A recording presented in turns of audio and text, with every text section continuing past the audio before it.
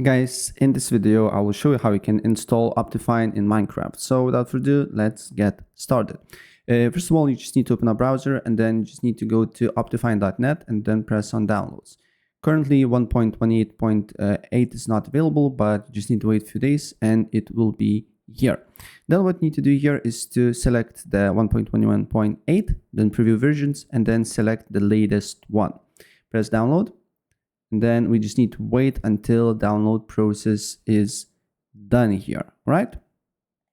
After timer is done, just press skip here and then press download. Once you save to your computer, we need to wait until installation process is done here.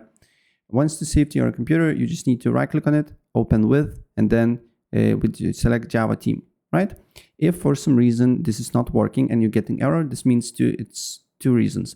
One, you don't have a Java 21 and you just need to download it. Or two, your Minecraft is running. So make sure it's not running. Then you just need to install it. As you can see here, Optifine successfully installed. And then you just need to launch Minecraft. And then you just need to go to installations here and Optifine will be here. You can hit play.